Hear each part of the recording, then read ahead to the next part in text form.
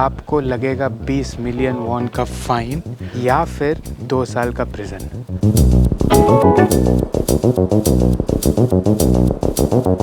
लड़कों के लिए बड़ा सा एंट्री गेट था और लड़कियों के लिए छोटा सा कोने से एंट्री गेट होता था। कितना छोटा गाड़ी है ये मर्सिडीज का। भाई इतना बड़ा ऑक्टोपस है, इतना बड़ा स्क्विड होगा, बाप रे। बुद्धिस्ट के जो होली मंक्स होते थे वो जब मर जाते थे तो उनको क्रीमेट किया जाता था। तो उनका जब क्रीमेशन ख़त्म होता था तो उनके पेट से एक मस्त सा बीड निकल के आता था। ये एकदम प्रॉपर मतलब गांव है भाई, एकदम प्रॉपर गांव है।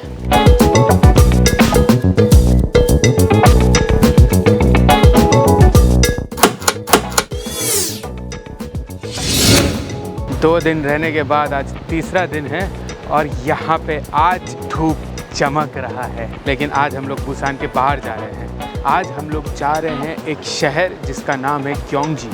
उसको ग्वांगजू से मत कंफ्यूज करना।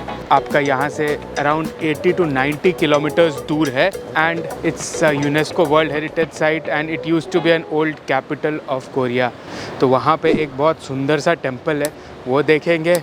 उसके बाद हम लोग जाएंगे traditional Korean village which is UNESCO world heritage site as well. मज़ा आने वाला है। ये टूर मैंने बुक किया था क्लूक से, 4800 रुपीज़ पड़ा है मुझे इस पूरे टूर का। आज सुबह 10 बजे से लेके रात के 10 बजे तक का ये टूर होने वाला है। ये है मेरा होटल और जस्ट उतर के सामने ये है बुसान स्टेशन का एग्ज़िट 1। यहीं से मेरा टूर स्टार्ट होगा। सियोल में जो टूर किया था वो करने के लिए जहाँ का उसका स्टार्टिंग पॉइंट था वहाँ जाने के लिए मेरे को 1 घंटा लगा था। यहाँ से अगर टूर कर रहे हैं वही क्लुक से बुक किया हुआ तो यहीं से चालू होता है। 9:40 हो रहा है, 9:50 है बोर्डिंग टाइम।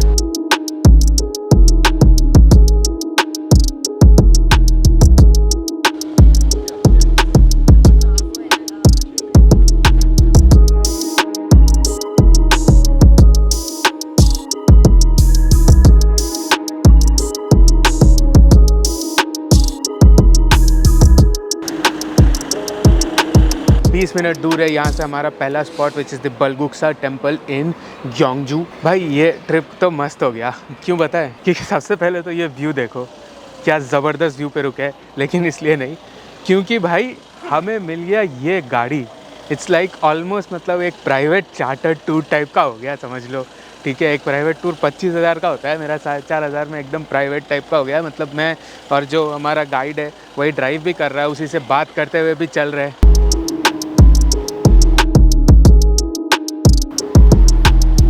ये स्टैचू शीला डायनेस्टी के एक राजा का स्टैचू है। तो शीला डायनेस्टी जो डायनेस्टी था वो अराउंड 937 AD तक था। एंड शीला डायनेस्टी मतलब it was a monarchy. Monarchy मतलब राजा होता था और राजा के रूल में जब चलता था और राजा जो बोलता था वो करना होता था। शीला डायनेस्टी जो था वो it was around 2/3 of Korea. मतलब नॉर्थ और साउथ कोरिया को मिला के बोल दो, दैट इज़ एंटायर कोरिया ना। तो उसका 2/3 था। और चाइना में उस टाइम पे जो रूलर डायनेस्टी चलता था वो होता था दंग डायनेस्टी। जब शीला डायनेस्टी था ना, शीला डायनेस्टी के टाइम पे कोरिया का कैपिटल हुआ करता था ग्योंगजू। और वही ग्योंगजू में हम लोग जा रहे हैं अभी घूमने। ग्योंगजू के 4 अलग अलग यूनेस्को वर्ल्ड हेरिटेज साइट्स हैं, वहाँ देखेंगे। This tour is actually UNESCO world heritage site tour.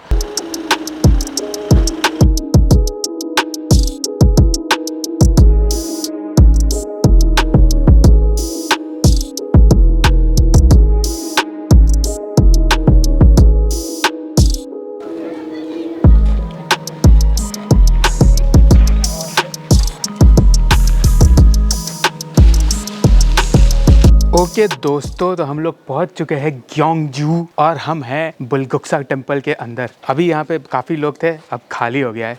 सबसे पहले ग्योंगजू के बारे में थोड़ा बहुत इन्फॉर्मेशन दे देते हैं। ग्योंगजू का पॉपुलेशन है 2,40,000। अगर आप कंपेयर करोगे इसको बुसान के पॉपुलेशन से, तो बुसान का पॉपुलेशन है 3.3 मिलियन। ठीक है, तो मतलब उसका ऑलमोस्ट 1/10 पॉपुलेशन है। छोटा सा प्रोविंशियल सिटी है। और जब आ रहे थे ना, यहाँ पे बहुत सारे घर, मतलब यहाँ के कॉफ़ी शॉप्स, यहाँ के दुकानें, यहाँ के होटल्स, सारे हैनॉक स्टाइल के होटल्स वगैरह हैं। ये आप देख रहे हो ऐसे ऐसे जो बना हुआ है। हालांकि ये जो ग्योंगजू शहर है, ये ग्योंगजू शहर इज़ नॉट मतलब known maximum for its hanok style. मतलब यहाँ मतलब ये सबसे ज़्यादा हैनॉक विलेजेस मतलब ग्योंगजू में नहीं है, वो जॉन्जू करके एक और जगह है जहाँ पे आपको सबसे ज़्यादा हैनॉक वाले मिलेंगे। लेकिन स्टिल यहाँ भी बहुत सारे हैं और एकदम रस्टिक सा वाइब आ रहा है यहाँ पे। मतलब आप देख रहे हो यहाँ पे पीछे पहाड़ है। जो बंदा हमारा गाइड है ना, वो बहुत सही हिस्ट्री बता रहा है और बहुत इंटरेस्टिंग चीज़ें भी बता रहा है, जो मेरे को नया चीज़ पता भी चल रहा है। तो सबसे पहले मैं थोड़ा सा ब्रीफ हिस्ट्री दे देता हूँ। शीला डायनेस्टी के बाद कोरिया में आया कोरिया डायनेस्टी, उसके बाद आया जोसुन डायनेस्टी।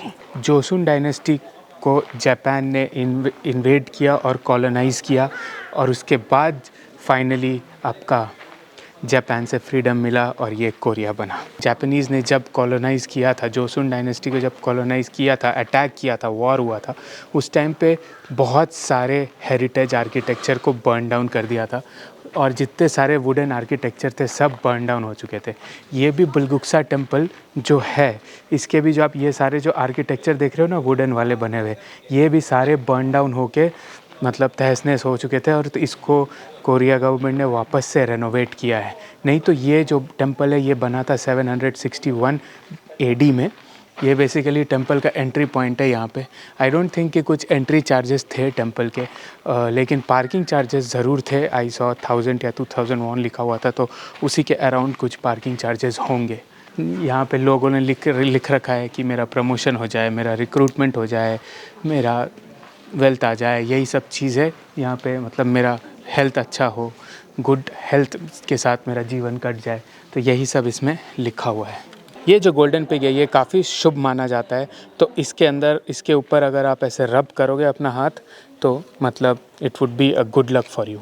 ये एक श्राइन है, लेकिन ये मेन श्राइन नहीं है। एंट्री पे ये वाला श्राइन आता है और अभी हम लोग यहाँ से चढ़ के जाएंगे ना तो मेन श्राइन आएगा और वहाँ पे 2 पगोडास भी है। हम लोग मेन श्राइन वाले एरिया में, यहाँ पे एक पगोडा है, वहाँ पे एक पगोडा है।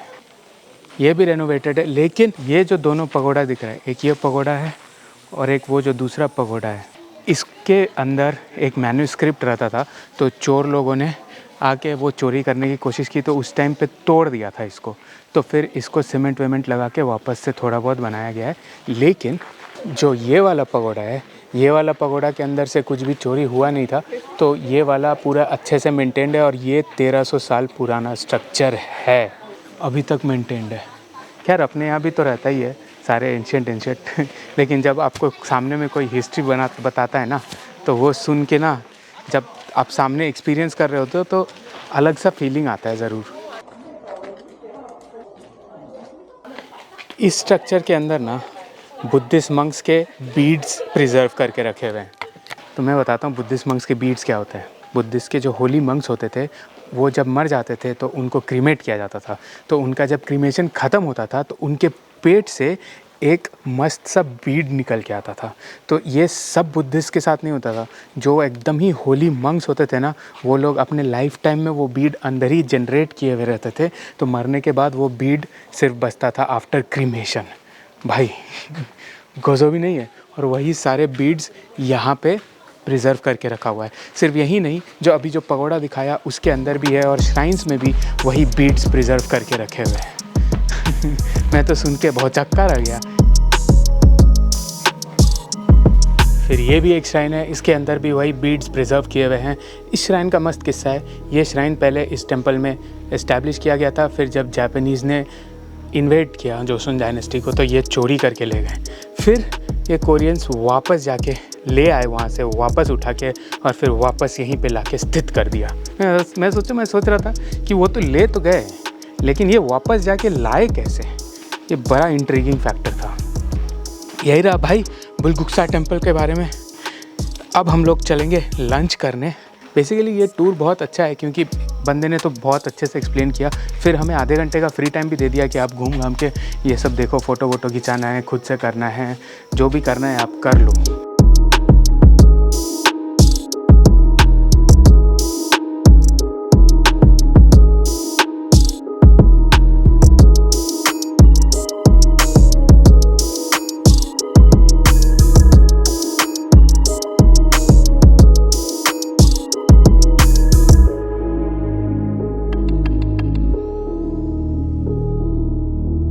तो अभी हम लोग आ गए हैं ग्योंगजू स्ट्रीट मार्केट में, लंच करेंगे। यहाँ पे एक मस्त सा कोरियन रेस्टोरेंट है एकदम लोकल वाला, वहीं पे जाके अभी खाना पीना खाएंगे।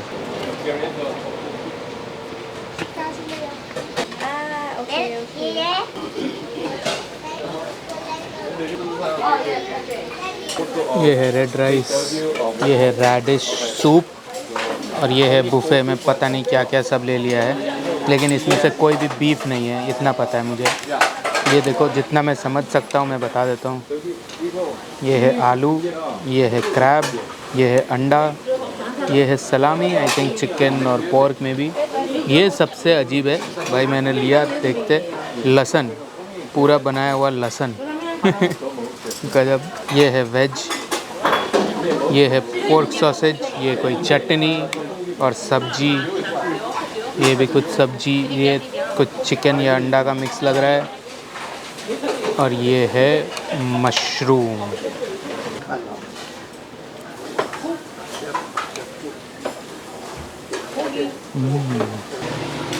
पूरा मस्त एकदम स्ट्रीट मार्केट है भाई, जोरदार खाना था भाई, मज़ा आ गया। अबे ये क्या है भाई, ये देखो कितना बड़ा बड़ा ऑक्टोपस का पैड भाई, इतना बड़ा ऑक्टोपस है, इतना बड़ा स्क्विड होगा, बाप रे। मैं बता रहा था कि हमने खाना खा लिया, पूरा बुफे खाना था। बुफे में उतने ढेर सारे वैरायटी ऑफ आइटम्स रखे हुए थे, ढेर सारे डिफरेंट टाइप्स ऑफ वेजीज, साथ में आपको मिलेगा राइस और 2 तरह का सूप था। तो सूप में था एक वेज सूप और दूसरा था बीफ सूप। बीफ खाली वही एक ही ऑप्शन था, बीफ सूप का। और ये सब का अनलिमिटेड खाना मिला के आपका पड़ा, सोच सकते हो कितना, 8,000 कोरियन वॉन। समझ रहे हो, 8,000 कोरियन वॉन को अगर तुम मल्टीप्लाई करो अपने से, तो इट वुड बी अराउंड 8 6 48, 500 रुपये के करीब। ओ भाई, इतना सब कुछ सिर्फ 500 रुपये।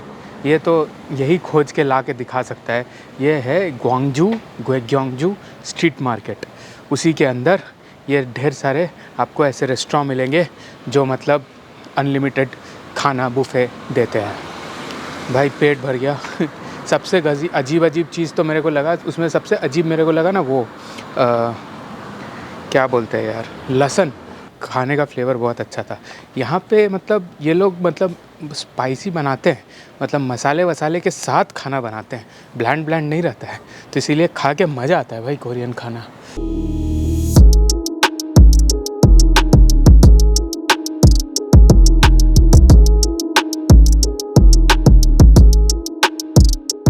भाई ये सब्जी मंडी भी है, ड्राइड मच्छी ट्राई किया हुआ, ऑक्टोपस का साइज़ देख रहे हो, छोटा बड़ा, उससे बड़ा, सबसे बड़ा, बाप रे कितना बड़ा है, देखो मेरा हाथ। कोरिया का एक बहुत फेमस डिश है, लाइव ऑक्टोपस लोग खाते हैं, काट के दे देते हैं तुम्हें, मतलब घूमते रहेगा टेंटिकल्स आपके में, टेंटिकल्स काट के दिया हुआ रहेगा, वो टेंटिकल्स स्टिल मूव कर रहा है और उसी को गप से खा जाओ चबा के। अब घिना जाओगे तो। चलो अब हम लोग चलते हैं अपना नेक्स्ट स्पॉट, जो कि है विलेज, ट्रेडिशनल कोरियन विलेज। कितना छोटा गाड़ी है ये मर्सिडीज़ का।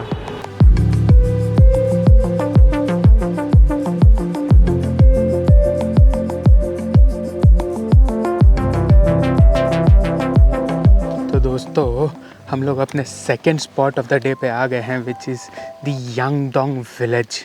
मस्त एकदम पहाड़ों के बीच में है, जोसुन डायनेस्टी के टाइम का बना हुआ है ये वाला विलेज। 15th सेंचुरी का है ये, मतलब 1500s में कभी ये बना होगा। धूप आ गया है एकदम कड़क वाला, 3:30 बज रहा है दोपहर का, इसलिए टोपी पहन ली है। इस विलेज में अभी भी लोग रहते हैं। विलेज का पॉपुलेशन है 300 पीपल, बस मात्र 300 लोग रहते हैं यहाँ पे।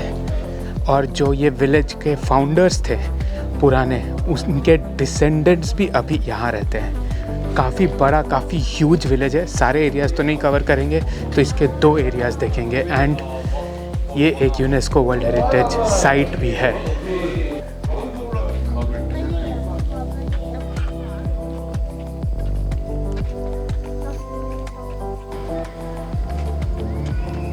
ये इस विलेज का स्कूल है, बच्चे खेल रहे हैं मस्त। गांव का सुपरमार्केट देख रहे हो, मस्त झोपड़ी है। अभी इसी के अंदर जाएंगे, पूरा मस्त एकदम गांव में। ये एकदम प्रॉपर मतलब गांव है भाई, एकदम प्रॉपर गांव है। जब वार वगैरह हुआ था उस टाइम पे ना, ये वाला विलेज हिडन था, फेंग शुई या क्या किस्मत के हिसाब से, तो जो भी जब इन्वेड किए तो ये विलेज कभी भी खोज के नहीं मिला, तो इसीलिए ये वाला विलेज अनटच्ड था। तो इस विलेज का जितना भी आर्किटेक्चर है ना, ये सब 15th सेंचुरी में ही बना था, जोसुन डायनेस्टी में, और तब से लेके अभी तक वही वाला प्रिजर्व्ड है। मतलब ऐसा नहीं कि टूट के वापस से बनाया गया, हाँ रिपेयर वगैरह हुआ है, लेकिन जो आर्किटेक्चर बिल्डिंग डिज़ाइन है सब वही है। ग्रास रूफ वाले हाउस है, चोगाची आई थिंक बोलते हैं कोरियन में, थैच्ड रूफ वाला। मतलब जैसे गांव में अपने साइड में, गांव देहात में इस टाइप के आपके मिलते हैं ना। Here, every houses are residential house. हाँ okay. It's not a culture center.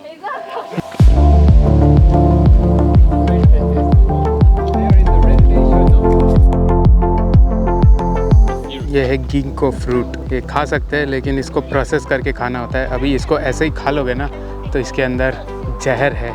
Smell भी है थोड़ा सा, मतलब माइन्यूट सा है, उतना ज़्यादा नहीं है।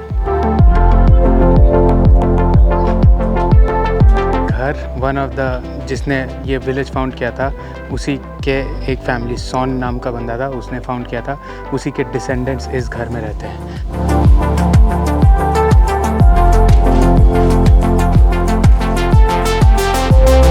जो पोर्च एरिया है वो एक्सेसिबल है, और अंदर बंदे अभी भी रह रहे हैं। यू कैनॉट, मतलब उधर अंदर नहीं जा सकते। किचन वगैरह में खाना बना रहे हैं, कोई बैठ के खा पी रहे हैं।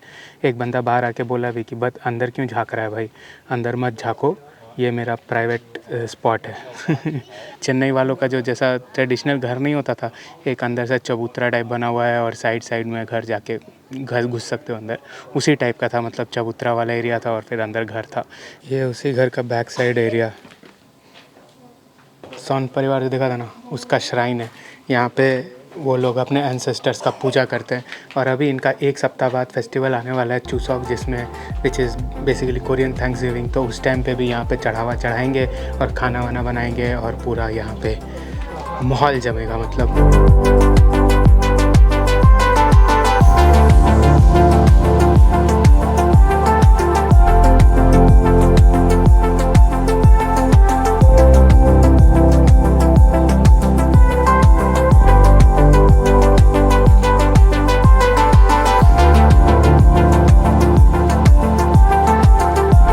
विलेज अब वापस जा रहे हैं। जाते जाते मस्त मस्त फैक्ट्स बता देते हैं। सबसे पहले तो ये विलेज के जो ये सारे जो घर है ना, इसमें सब लोग रहते हैं, लेकिन लोग परमानेंटली नहीं रहते यहाँ पे, क्योंकि ये बहुत ही आउटस्कर्ट्स रूरल एरिया में है। मतलब पूरा एकदम विलेज एरिया में है, और यहाँ पे रहना और यहाँ पे उतना मॉडर्न टेक्नोलॉजी रखना उतना पॉसिबल नहीं है, क्योंकि यहाँ पे ना हॉस्पिटल है, ना वो एक कन्वीनियंस स्टोर है, ना मॉल है, ना कुछ है।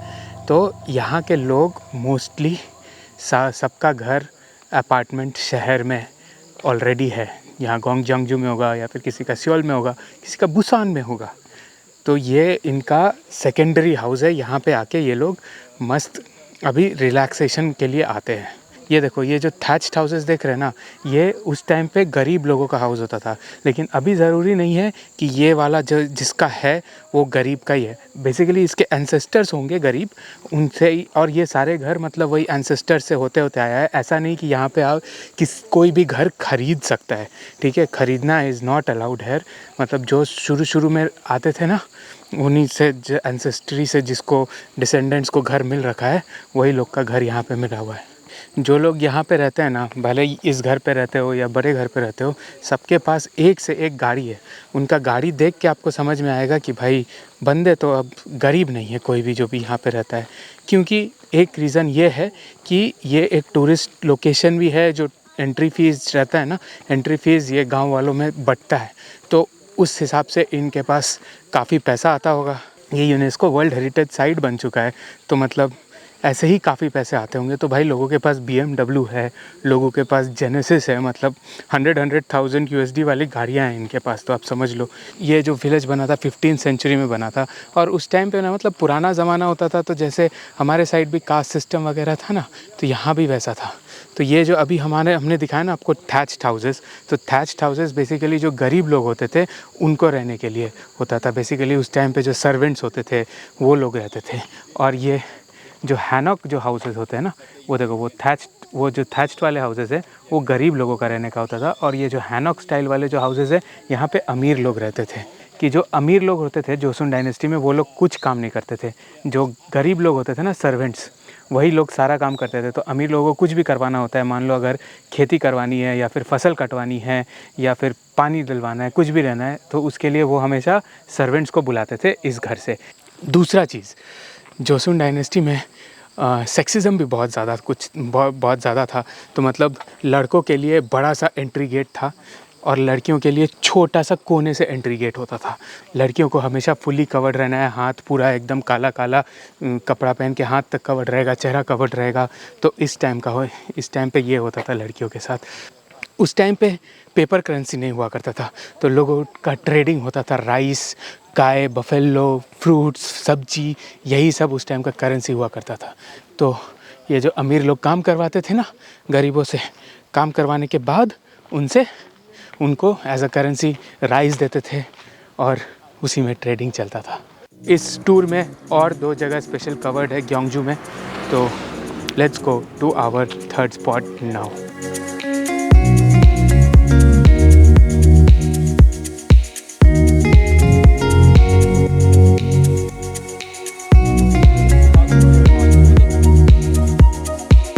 थर्ड लोकेशन पे आ गए हैं, which is the Daereungwon park.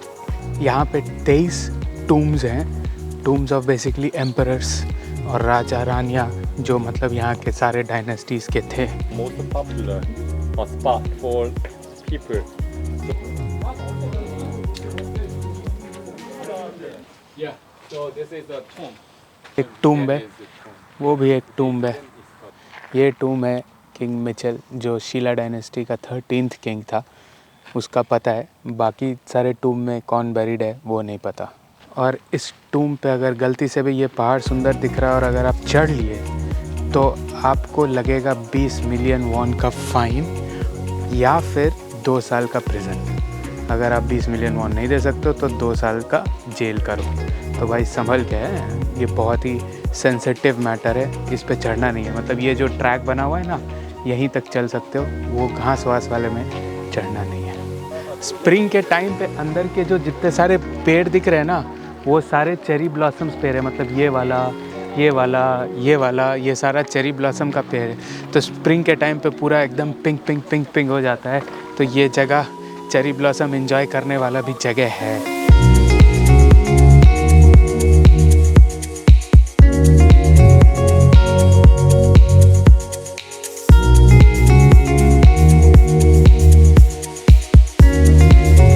ये इस पार्क का आखिरी टूम्ब है और इस टूम्ब के अंदर जा सकते हैं। यहाँ पे रेलिक्स रखे हुए हैं जो किंग क्वीन शीला डायनेस्टी के टाइम पे जब जो यूज़ करते थे जनरली, लेकिन उनका रेप्लिका बना के यहाँ पे रखा हुआ है। कुछ तो प्राइस है टिकट का, जो भी प्राइस है हमारे इसमें इंक्लूडेड है।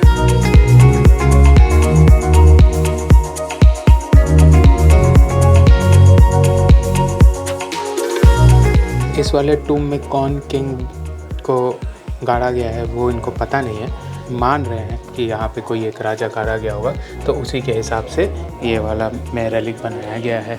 ये सारे उसके राजा के ज्वेलरी होते थे ऊपर से नीचे तक। भाई देख रहे हो कितना एकदम रॉयल। आई थिंक वो तो सब सोना का ही पहनता होगा भाई, सोना का जूता, ये सब सोना वोना का बेल्ट।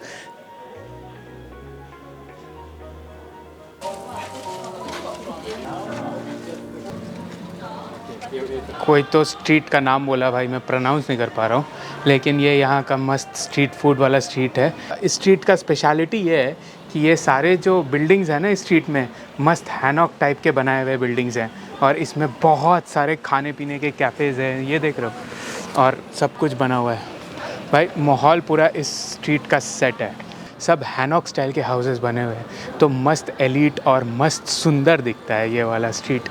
तो अभी बज रहे हैं 6:30, उसने हमें अराउंड 40-50 मिनट दे दिया है डिनर करने का, क्योंकि इसके बाद भी हम एक स्पॉट देखने जाएंगे और उसके बाद वापस जाते जाते 10 बज जाएगा, तो बुसान में सब कुछ बंद हो जाएगा। तो इधर ही एक पास में कैफ़े मिला, क्विक ईट के लिए एक सैंडविच ले लिया है और एक चाय ले लिया है, बेरी चाय गरम गरम। लेकिन ये थोड़ा सा महंगा एरिया है, मैंने लंच उतना सब कुछ किया था 8,000 वॉन में, ये दोनों मिला के मेरे को पड़ गया अप्रॉक्स 13,000 वॉन। लेकिन भाई माहौल है यहाँ से, आपको पूरा मतलब अच्छा खासा ग्योंगजू शहर दिख रहा है। ग्योंगजू शहर में कुछ ज़्यादा लंबा स्काई स्क्रैपर्स नहीं है, तो 2 तल्ला ऊपर चढ़ के ही आपको अच्छा खासा दिख जाता है।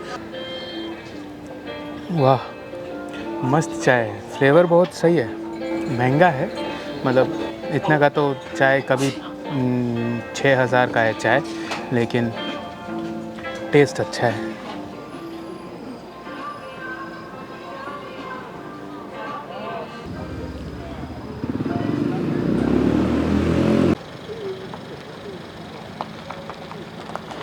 आखिरी लोकेशन ऑफ द डे पर आ गए हैं, जिसका नाम है डोंगुम पैलेस।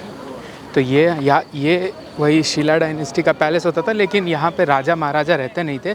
अगर कोई दूसरे बाहर के गेस्ट वेस्ट आ जाते हैं ना, तो उनको रखने के लिए ये वाला पैलेस हुआ करता था।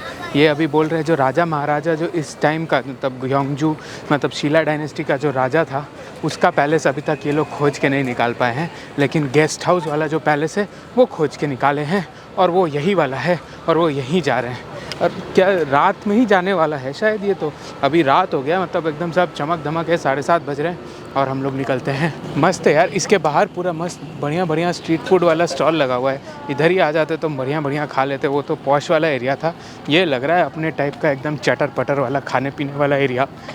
इधर भी एंट्री टिकट लगता है, तो वही लेने गया है, तो वो एंट्री टिकट का भी इंक्लूड होगा, वो भी आई थिंक 4-5 हज़ार वॉन का ही होगा, ज़्यादा महंगा होगा नहीं। वैसे इसने बोला कि हम लोग का किस्मत आज सही था कि ऑलमोस्ट प्राइवेट चार्टर टूर हो गया। मेरे को लगा कि ग्योंगजू के लिए लोग बुक नहीं करते होंगे, लेकिन उस बंदे ने बोला कि एक बस ऑलरेडी फुल था जो जा रही थी ग्योंगजू, लेकिन हम लोग 5 को ही स्पेशल अलग से गाड़ी दे दिया गया।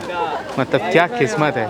ये वाला पैलेस अभी तक पूरी रिनोवेट नहीं हुआ है, सिर्फ 3 पार्ट्स रेनोवेट हुए हैं, वही वाला अभी दिखता है, और बाकी का रेनोवेशन अभी भी धीरे धीरे चलता है।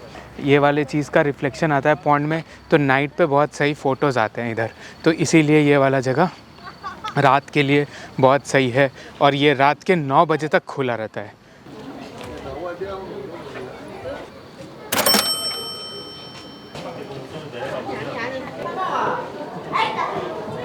किसी एक को भी उठाओ तो उसका इन्फॉर्मेशन आ जाता है। बेसिकली शीला डायनेस्टी के टाइम पे वो पैलेस ऐसा दिखता था, ठीक है। ये वाला में हम लोग अभी खड़े हैं, एक छोटा सा बस ऐसे बना हुआ है, एक वो वाला जहाँ पे पहला वाला एंट्री में था, और एक ये वाला जो आगे है। बस यही 3 अभी तक एक्सकवेट होके रेनोवेट हुआ है।